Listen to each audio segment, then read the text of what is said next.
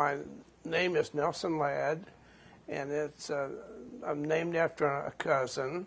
And I was born in Eureka, Kansas in 1931, November the 1st, 1931. So please tell me about your family background, siblings, parents. My father well, they were ranchers. They owned farmland and stuff in Kansas. And my dad was kind of a roustabout in the oil fields and worked with highway department and so forth. My mother worked for a Singer sewing machine company, they got divorced. My mother and father were divorced when I was 1 year old. So I was raised principally by my grandparents, and my granddad had an automobile company, a Studebaker and a Pontiac company, and he had sold them out and went in the oil business back during the Depression, and he unfortunately lost all the money, everything in the Depression, and so he lost everything in the Depression, and so I grew up with a household of 9 people, and there was an aunt and uncle and they had 2 children, my brother and I and my mother. That made up the 9 people, my grandparents too. And 3 people worked during the Depression, and my mother worked, my grandmother worked, and my uncle worked. And the rest of my aunt raised the 4 boys, and my mother worked for the sewing machine company. She worked for Community Chest for a while, and then went to work for Singer Sewing Machine Company. And that was how we raised up and went to school and rented the house. We didn't own the house. And that was the way it was. World War II came. I was 10 years old in 1941. My mother got married to my stepfather. He was drafted into the Air Force, and they ended up in Roswell, New Mexico. And I went down there and visited the summertime. That's where Billy the Kid shot the sheriff down there in the hotel. And there was kind of New Mexico. They had Carlsbad, New Mexico, where the big caverns are at, and then they had Rodesa, New Mexico. It's where they have the horse races. All the horse races are at that town. So on the weekends, all the GIs from this Roswell Air Force Base would go up to Rodesa and bet on the horses and so forth and have parties and so forth. What school did you go through, and when did you graduate high school? Well, I went to the North High in Wichita, Kansas, and it was a 3-year high school, and I graduated in 1950. And then I went to, in Kansas, they had a midterm program. And so I was a midtermer. My brother was a midtermer, and they don't have that anymore. But that was where you went in and you graduated like in January at midterm. And then from there, started at Wichita University. Which one? Wichita. Wichita? Yeah, Wichita, the one that was a basketball king this year. Wichita University, I started there, and I went off and on. And what do you mean off and on?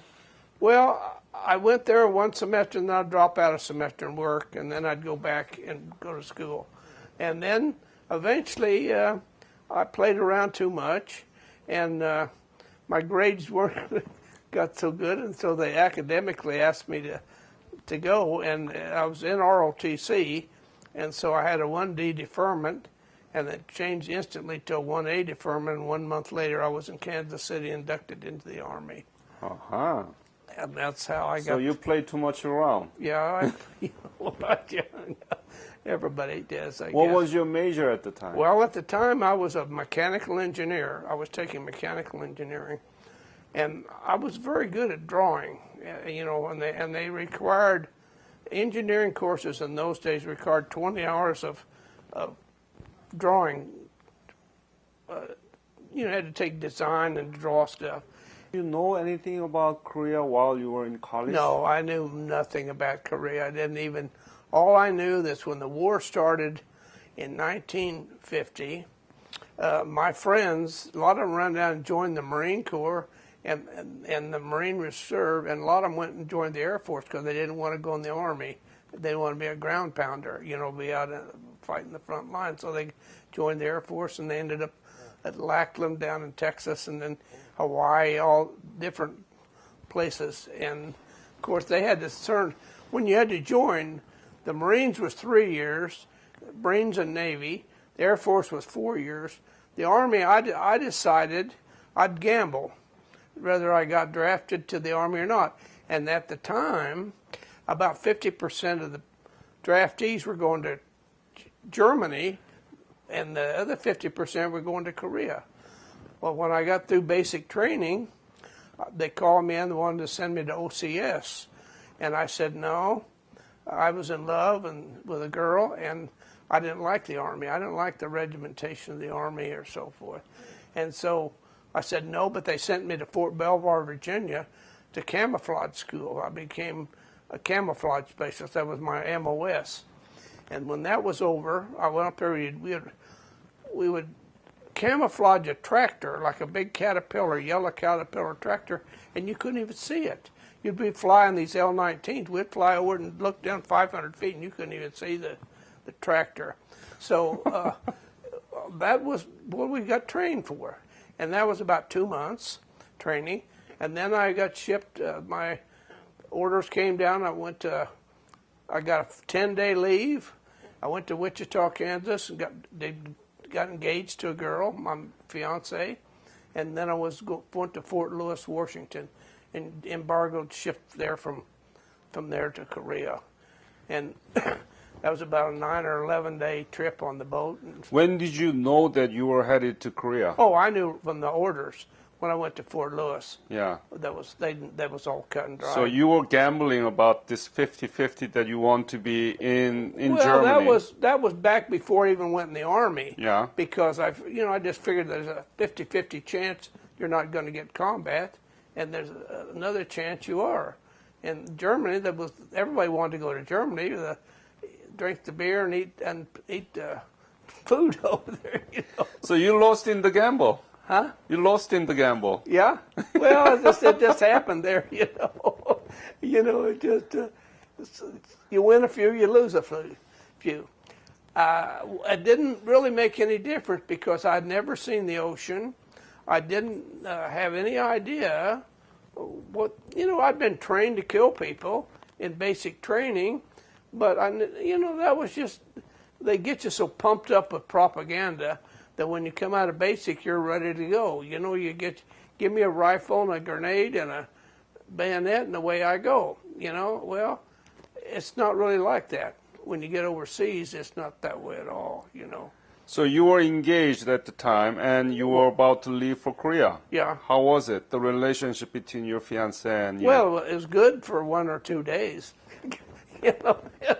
And then as I went overseas, after about 6 months, it wasn't so good. I got a Dear John, Dear John. Yeah, so that wasn't so good, Oh, boy. And because I'm 7,000 miles from home, I can't negotiate anything.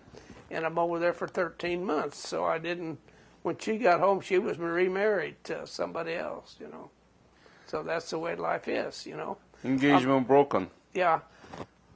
Well, she had my ring, but I got it back. I went to a lawyer and got my ring back. So, that was worth something, I've always been a little orientated towards money, and so that was my money, and so. Had you imagined that you going to be in the war? No, not, well, when the war broke out, they were taking everybody. And in the United States, at that time, I was born in 1931. That was during the Depression. Very small population, males, very small population of male. So about everybody went. About everybody. No, there were very few deferments. The only deferments were in college, and that was a 1D deferment. And once you got through ROTC, you got to go to Korea. My older brother, he went to Korea, but he went after I did. 2 years after I did, because he went through school before He finished Your college. old brother, right? My brother. He's 18 months older than I am. What's his name?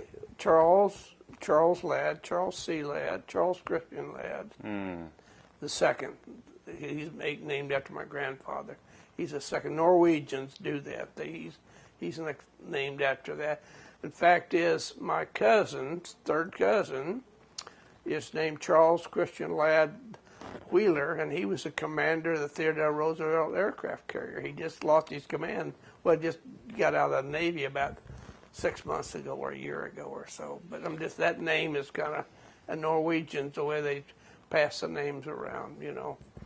But my brother went over after I got home. You know, he went to Korea and he landed at Incheon, climbed down a rope at Incheon, and he was an artist. My brother was in the fine arts, and a general's wife picked him up, and he drew cartoons for all the hospitals, all the kids, of the refugee kids, Dumbo and all the different Disney cartoons.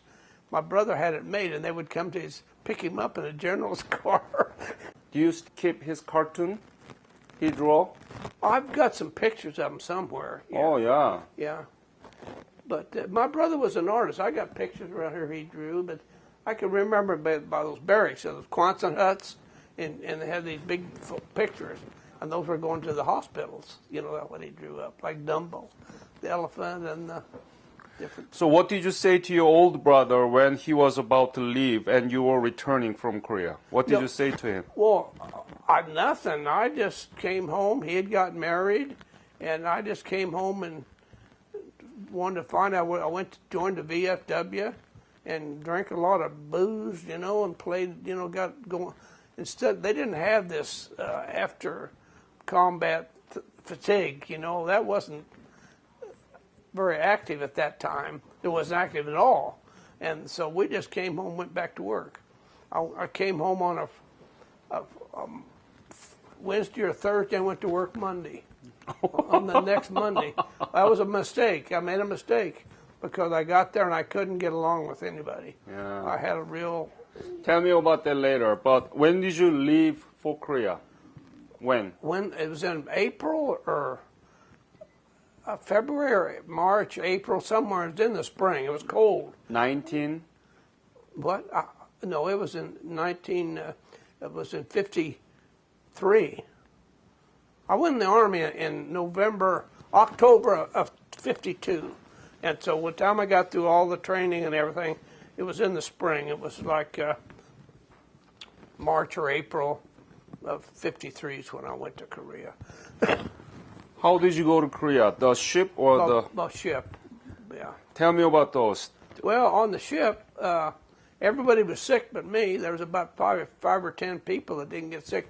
Had puke, everything. It was just unbelievable and rough. And I stayed up on the deck most of the time. At night, I'd come down and sleep on the top of this duffel bags because there was no one around. But every time, all the handrails and everything was bad. But they had crates of potatoes on the side of the ship, and we busted the crates open, and we'd eat raw potatoes, peel them and eat raw potatoes.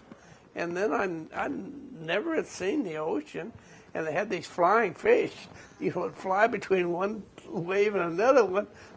Here I was a kid from Kansas, you know, Midwest, never been around, you know, so it was quite a thing. It lasted about 11 or 13 days going over.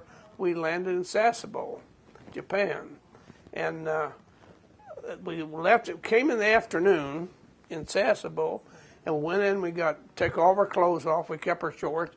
They took our clothes. They reissued us clothes. And there's only two sizes in the Army, large and extra large.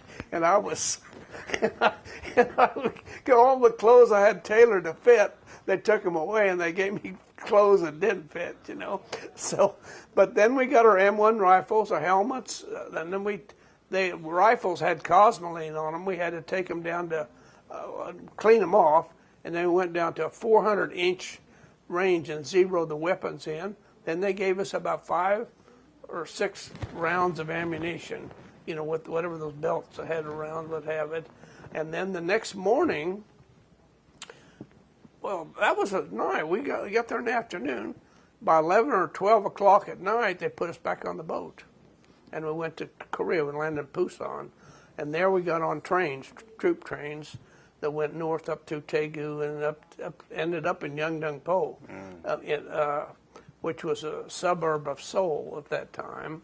What was your specialty at the time? Well, at that time, I was a camouflage specialist. Still. I went to that school. Oh, yeah, that was my MOS. So I got there, and the first, we were not replacements for people, and so we rode up in the back of a mail truck or a food truck, in the dirt and all the honey buckets and everything, and your eyes are kind of blinking. That's about the only thing you can see. So we get up there, and the company commander was a black guy, big guy, he was a captain, and he came out and he greeted us, and he said, well, and all of a sudden I looked around, he was gone, and there was two Navy Corsairs, those dive bombers, came down and came right over the area about 200 feet above the truck, and he was gone. He said, well, they strafed us yesterday, but he took off, and then he came back and he put us up on the hill. Well, I was so tired, from the trips, and when I got up to everything was a hill over there in Korea. It's just one hill after the other. And I got up there, I went to a line company, and all the guys that have been there, whether they've been there 30 minutes or not, they were all veterans and knew everything, and they said, you'll never be able to sleep because the artillery, they have these 240 cannons, 240 millimeter cannon behind us on a mountain. They would fire that shell across, and they said that you won't sleep. I hit that bed and wham, I didn't wake, I didn't even know nothing happened to me. I was just sound asleep. Next morning, went up and I was assigned to headquarters company. I was S3 section because my MOS was an S3 MOS. You mean in Seoul, right? No. Was in Seoul. Well, this was up by the Libby Bridge, X-ray Bridge. I was already through Seoul. I'd got my orders in Yeongdeungpo. Yeah. And would travel a truck about 50 miles north up to Busan or whatever the name of that town is up there. Little town is a village. There's nothing up there at that time. Everything was mined. You couldn't get within 10 miles of the bunker of the line because everything was mined. You couldn't get out of a truck wherever you went. Guys would go in there and try to shoot pheasants and get their legs blown off, But we were told very strictly, don't worry about just don't go off the roads. The roads are clear. So when we got up north, that's when I got up north, and that plane kind of straight Terrier just flew down, didn't fire any weapons. And then the next day, after that night, I slept that night. The next day I was assigned to the operations headquarters company in section 3, section S2, S3 is the operations section. Okay. And I went in there, and of course I didn't know anybody. And they said, all we have is the surveyors. And we're building a bridge down here about 2 miles away. And we go down and work on that bridge every day. And so I became a surveyor. I started off with a rod man. And then you run a tape and you measure things. And then you end up looking through the little scope. And we'd look up and see the Chinese all over the mountains up there, just about half a mile away. And we're building this 1,075-foot bridge, 65 foot high, across the Imjin River, and it's called Operation X-Ray, and it ended up being called Libby Bridge, named after the first Medal of Honor winner that was an engineer in Korea. Can you spell his name? Libby? Libby, L-E-B-B-Y, Okay. It's in this. If you look, you'll have to go through that. Yeah. Okay. Then I got on there and I learned all the surveying. We worked on it about 3 months, and it was over with. We launched it out over the Imjin River. We had machine gun turrets all around the bridge. The Chinese would fly their MiG-17s, or I don't know what they were, down with a red star on it, and you could see at the reconnaissance, they'd tell and look. They could have blown that bridge up, but they didn't, because if we put explosives in there. So if something happened, it blows one section out and leaves the rest of the bridge intact. And that's so, but that never happened. The Chinese never came down, and that was on July the 4th of '53. They dedicated that bridge. Maxwell Taylor, the head of the 8th Army, came down there, and he was kind of a ceremony, and I don't remember very much about that, but just routine to the GIs. They didn't really get too excited about that. General down there, General Half Track or whatever, he was general. He was the head of the army. But then on the 23rd, and this is where I'm kind of confused because I was asked this question when I went to Panmunjom to drive a stake. Ended up driving a stake, watching a camera, and I missed the stake deep on putting the demarcation line in. I was up there and we went up to clear the minefield and build the huts are still up there, except they replaced those huts about 10 years ago, I guess, or 10 or 15. The Libby Bridge is still there too. It's up in the demilitarized zone. And we went up there and cleared the minefields. As a surveyor, we had to put the line in, and there was Chinese, and I didn't realize how tall they were. And they had these Jeeps made in Czechoslovakia, but they were white wall tires. And I tried to go over and look at them. They had their guns, and we didn't have. They made us leave our guns behind, our weapons. At that time, I used an M2 carbine. All the engineers had M2 carbine with banana clips. And we went up there, and I drove those stakes, and then shortly thereafter, we're clearing the minefields, and then they had the prisoner exchange. And they had all these North Koreans down there on those islands down there in South Korea. And there must have been, I don't know how many went back, maybe 80,000 or so. I don't know. They had about 400,000, but not all of them went back. Was it on July 23rd, or do you remember the day that they exchanged the prisoners? Well, it was July. No, it wasn't July 4th. No, it wasn't the 23rd. It was about a month or so after the. We'd cleared the minefields and we started building the pagodas, and then they started the prisoner exchange. And General Dean was the only captured general, and they brought him back. He was a real kind of a tall, skinny guy, and I was about 20 feet away when they got him off the back of the truck. But I didn't have any camera. I didn't have cameras in those days. I was just a kid that didn't know any better, and they would throw all their clothes off.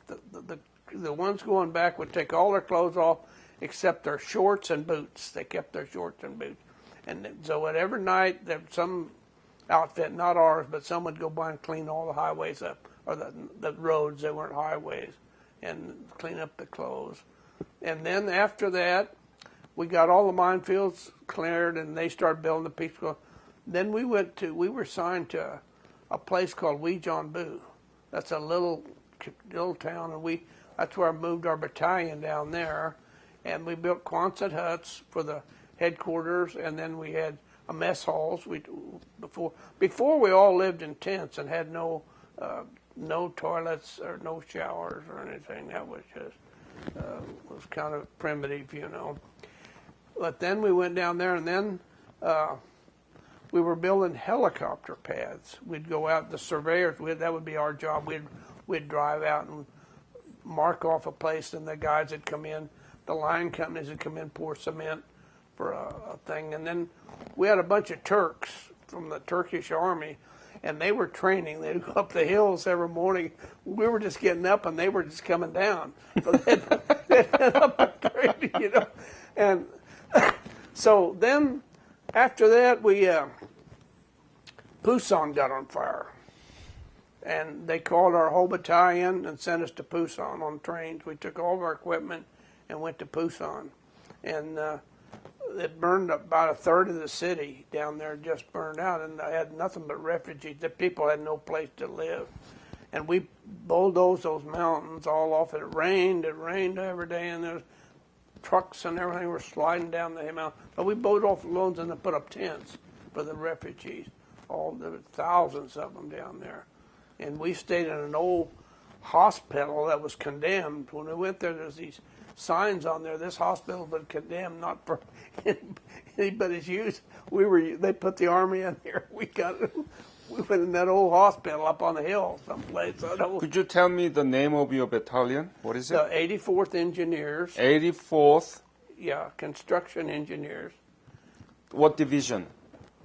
Oh, well, we were assigned to the second group of the 8th Army. 8th Army. Yeah, 8th Army. I wear an 8th Army patch, yeah. So you saw almost every city of Korea. Yeah. How was it at the time that you were in Korea? You know, it was bad, okay, but grew up in a depression, and I saw some bad cities in the United States, too, but were different. The housing was different, all the houses and the grass and all. I wasn't used to that. And everything was a dirt road and all the honey buckets and their rice paddies and everything.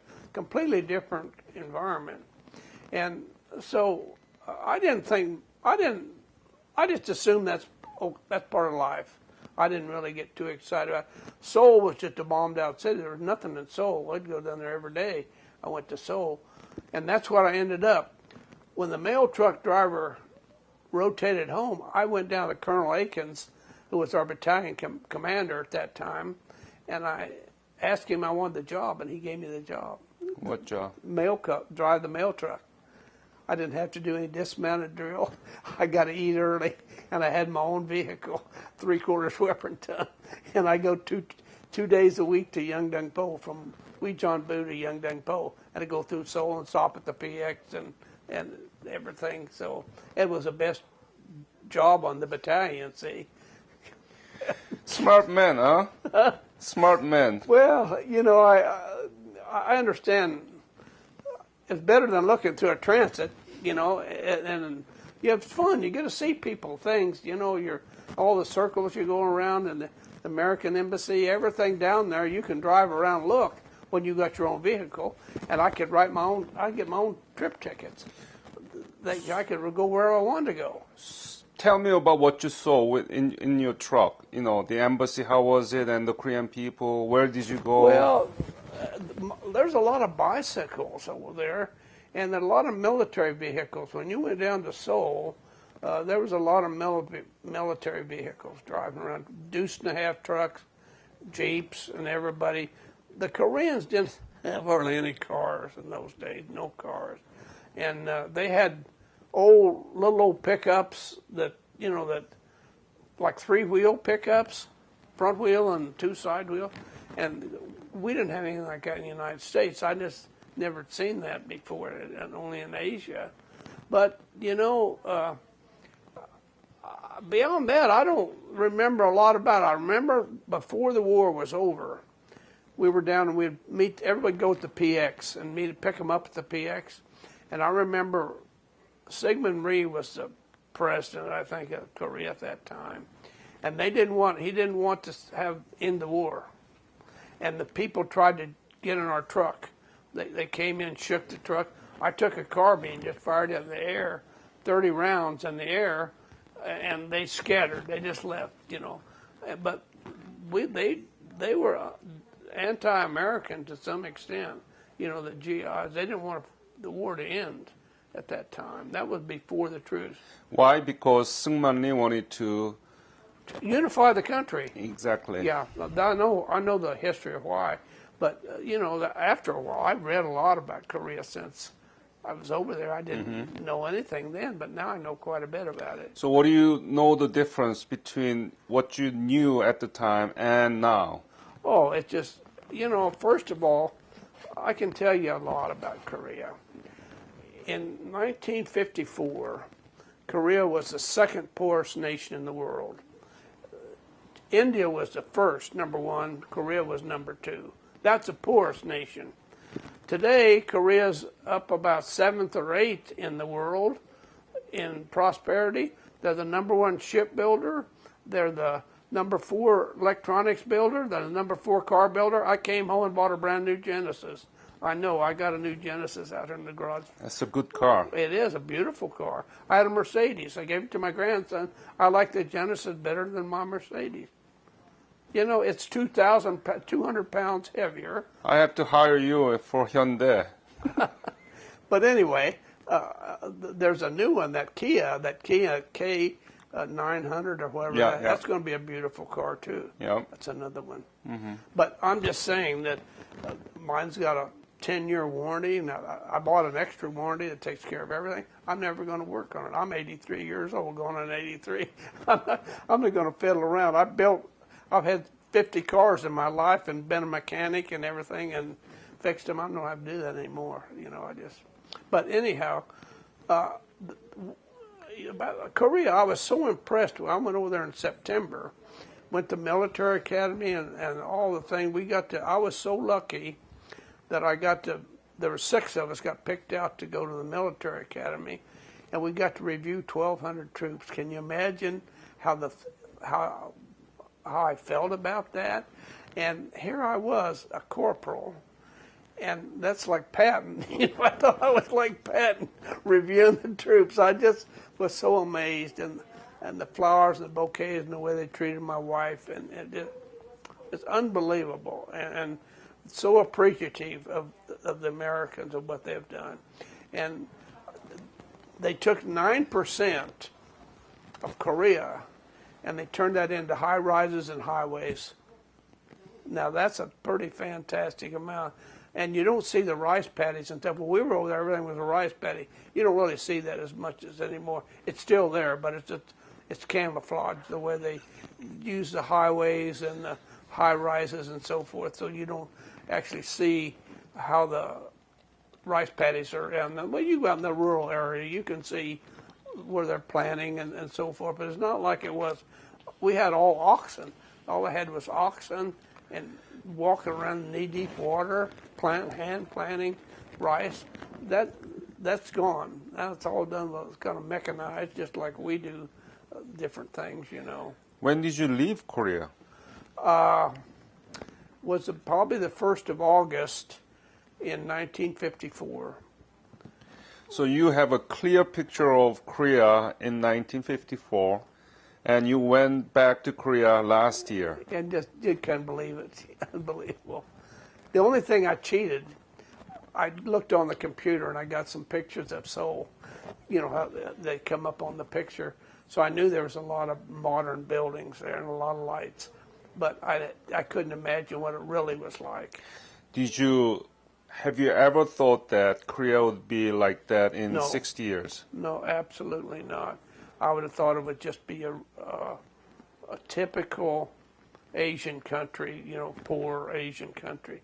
And I can tell you, the Koreans are very ambitious people and very intelligent, and they took advantage of it. We gave them a lot of money, but they took the money and did something good with it. A lot of times we give money and nothing happens. Go to Egypt and some of those other countries, and you can see we pour money in there by the billions and nothing happens. They fight amongst themselves. They're just, you know. I just published a book in the United States about how we did accomplish economic development at the same time democratization. Uh-huh. Yeah, so you can see those things. It's in the Korean people, but we were not able to do it if you were not there. No, but see, I feel so bad about the Koreans because the Japanese and the Chinese controlled that country, and we gave the country away. When Theodore Roosevelt was in the Spanish-American War, he made a deal with Japan that they got Korea and we'll take the Philippine Islands. Now, see, if I made a minor in history, and I read a lot of history, and it's just, you know, you can see that we did some bad things too as a country, how we handled things. You are the third person that ever mentioned about that 1905 Katsura-Taft secret agreement, Yeah. where the Korea was given to Japan, Yeah. while you guys went into Philippines, yeah. Now, what's amazing, the Koreans are going to take over the Philippines, where the Americans had moved the big shipyards. They're trying to negotiate to build ships in the Philippines. The Koreans are. It's a funny world. I mean, Do you know about Dean Acheson, the Secretary of State around the time that the Korean War broke out. Who was? Dean Acheson. Well, I know who it was. Yeah, he actually declared that the Korean Peninsula would not be covered by the U.S. defense in January 12th of 1950. Oh my gosh! In 6 months, 6 months of war North started. Koreans, yes, Yeah. that's what was Well, going on. See, I'm a Republican, a conservative, and he's a Democrat, and Yep. they don't really, their philosophy is so much different than my philosophy. Mm-hmm. And they're anti-military, they're like Chamberlain back in in England, but when the Germans were doing World War II, yes. Yeah, see, it's all, they want Go ahead. they don't want to get involved, that's. So let me ask this soft side of your service during the Korean War. How much were you paid? Oh, I was when I got drafted, I made $88.50 a month. And when we got through basic, it went up to $90 a month. And then when I became a PFC, I think it was $93 a month. And then when I became a corporal, it was about $135 a month. 100 what? A corporal, $135. Wow. And then we got $50 overseas pay for being a combat zone. I sent home $1,600 while I was overseas, and bought enough to buy a brand new car when I got home. And the reason I played a little poker, but I had a lot, and then I gave it to my grandmother. She needed help, financial help, and so I helped her out. So you didn't gamble? Some, yeah. Me and Sergeant White we'd be 5 or 6 playing, but we would split. If he wins, we would split it. But a lot of guys did that. The other guys were doing the same thing. We weren't the Lone Rangers, but it just cut your odds down a little bit. That's all. Did you drink? Yeah. Were there heavy drinkers all around? Yeah, I had a cousin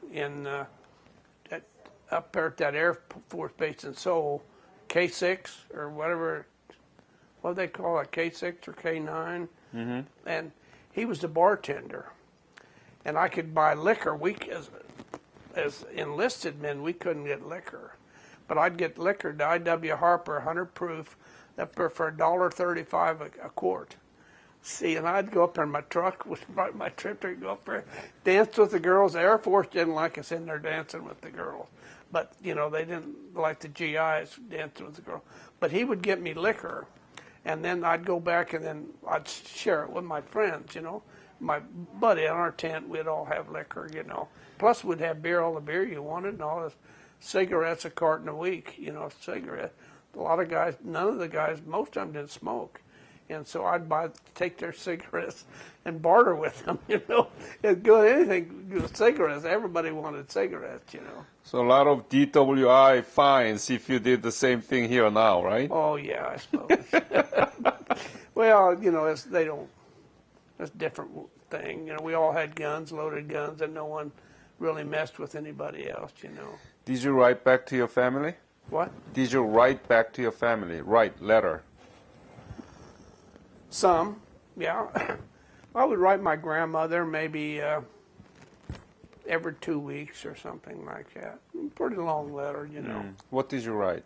Oh, I just wrote and told them what it was like, what we're doing. And by that time, I wasn't in the war, but about 3 months. And then all was peacetime stuff. We're moving around, going to different places, building, changing prisoners, It just was a general... It wasn't like you're sitting here in a foxhole up there shooting guys all the time. It wasn't that way at all. That war, the line had been fixed for about 2 years. Yep. It was for bunkers. Everybody's in a bunker. When we cleared those minefields, there was so much metal out on the ground, you just walked on steel, laying on the ground from shrapnel off of those shells. And you'd pick up all these hand grenades that had been paper cartons. And no pins, they'd all wired together. There'd be about 10 of them, 10 or 15 wired together. We'd have to go in there with dikes and cut the wire, and we'd had a pit dug, and we threw them in the pit and blew them up. That was how we cleared the minefields at that time. clearing the minefield was one of the main jobs that you did. Yeah, one Was dangerous, isn't it? well, we didn't lose anybody. Oh, We got we're just careful. okay. One guy on a Caterpillar tractor was one of those mine things with chains. He blew up a mine, hit one, and the day before he rotated home, he jumped off of that thing, took off back, and left the tractor sitting there. You know? He wasn't going to get killed the day before he left or get injured, you know. So, but we had only 2 people, I think, killed in building that bridge. One of them drowned, and the other one got crushed somewhere there. Something shifted and got crushed in the construction of that. What was the most difficult thing for you during your service in Korea? Oh, What was the most painful? You did really. well, I guess just being away from home, and you know, you get homesick a little bit, but you know, I'm kind of pretty good. You know, I'm kind of a, you're there, you got to do something. You don't have a choice, you know, and you might as well be happy and go lucky and try to get yourself in a position, which I did, drive the mail truck where you have freedom. You got a truck, you've got gasoline. The only thing you got to do is take out the motor pool and change the oil once in a while. Have the guys change it, you don't change it. And then I'd write my own trip tickets. I'd get a ride around the guys that all go with me.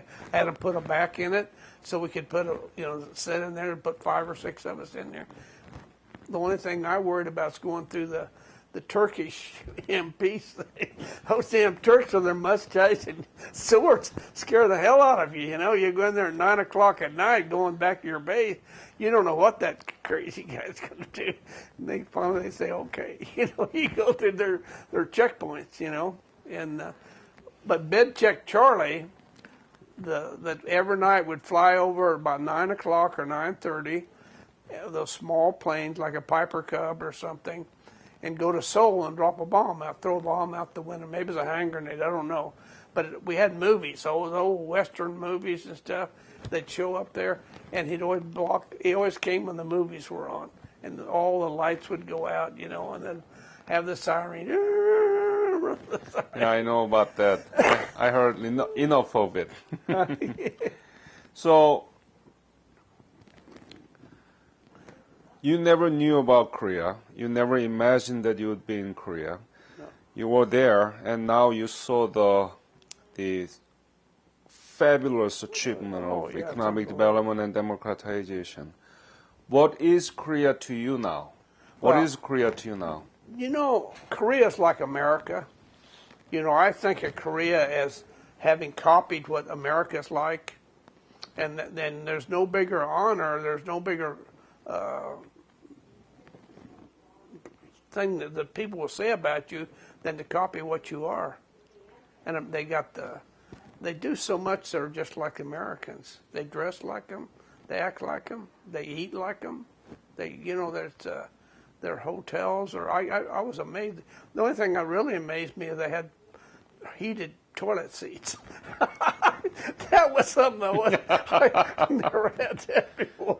But I knew they had those. I talked to a lot of people. I knew, but I just hadn't experienced them. Those hotels were first class. They put us in, you know, and but they emulate America, and that to me is they're a democracy. I don't know, and they're corrupt. They're just like we're corrupt too, and there's corruption in Korea just like we are. You know, we have a very corrupt government, and they probably have the same thing over there. Other guys making deals, you know. Everything bad in Korea we learn from you guys. I believe that. I believe that. No, just kidding. You're just on a smaller scale. You're not quite as big as we are. No, I know what you mean.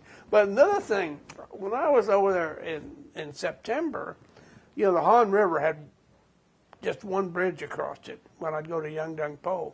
And they had a pontoon bridge on one side and one-way traffic on the other side, you know, going across some bombed-out bridge. And we'd go to Yeongdeung-po, get our mail and all of our instructions and stuff, and come back, stop by the PX. Now you go over there, there's 20-some freeways bridges across there. That's More just, than 31. I can't even believe how that is. And then I asked the driver, "Where's Yeongdeung Po?" He said, "Well, we're in it or we're right by it."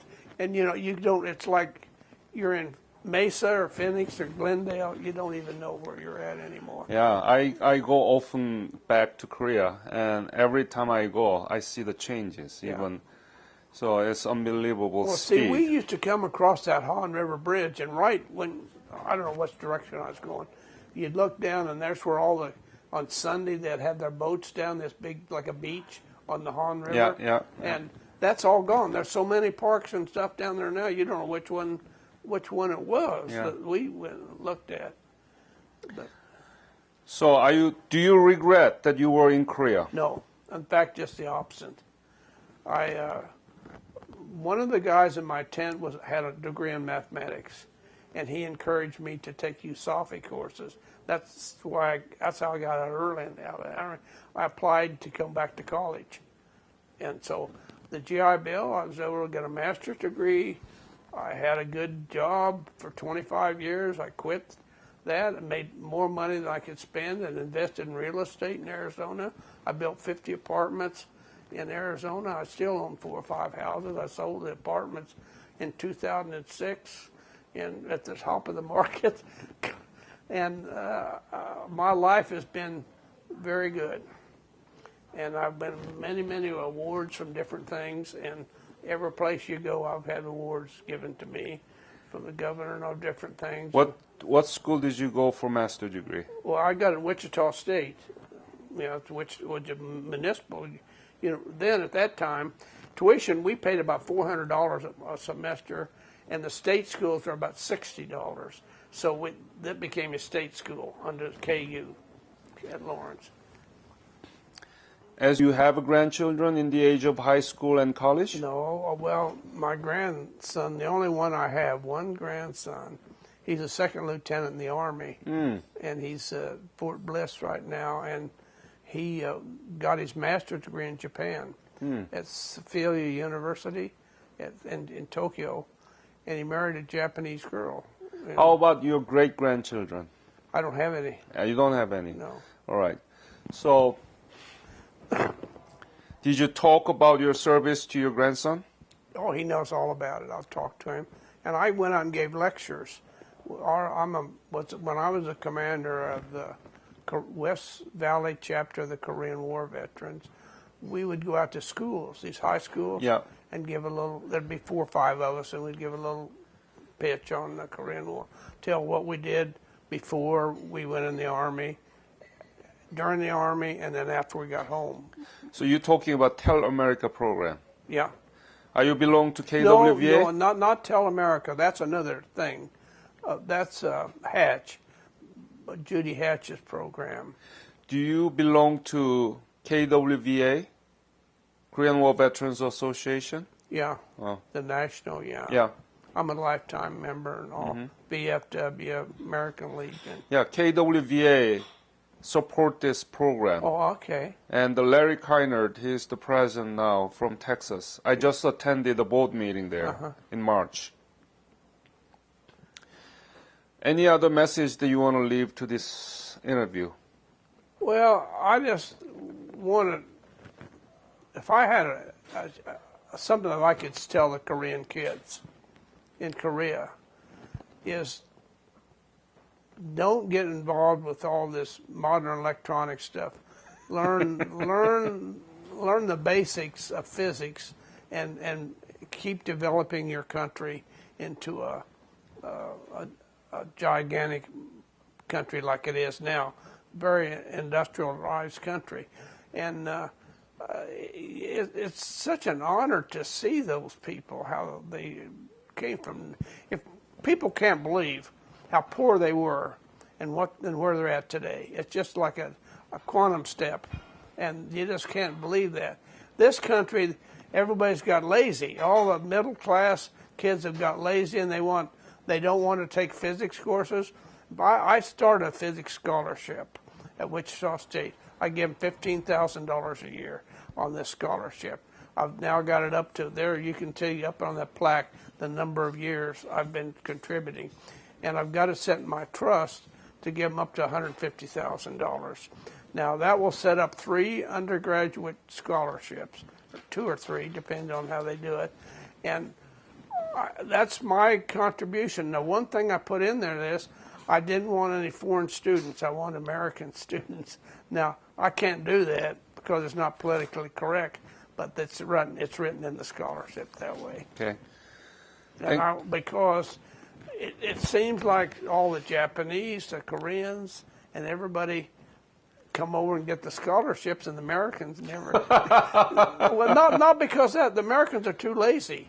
That's their problem, but that's the problem I'm trying to change. I'm trying to change that. Very good point. Yeah. Very good point. Yeah.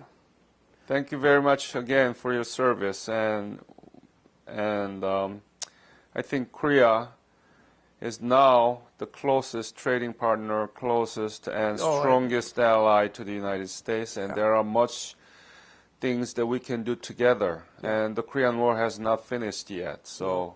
No. That's one regret I have, that we didn't finish the job when we were there. You know, that was, at that time we were in a position to finish it, and that's a political settlement, you know, and when politicians don't have a rifle in their hand, they don't make good decisions. You know, the GIs could have made a better decision than they made, but they settled it, so that you have to live with it. That's what it's all about. You know, we're a republic and a democracy, and we elect people to make decisions. You can kick them out, but you can't kill them. You know what I'm saying? Yep. Yeah. So all you do is every so often you boot them out if you don't like how they do. You know, that's all part of the system. It's been a good system. It's lasted about 230 years, and it's the longest living democracy in the world. And everybody wants to come to America anyway. It's really still we have a lot of immigrants trying to get in here all the time, and so it's a pretty good system. Thank you, Nelson, again for your service and your fight. You're welcome. Thank you. Okay.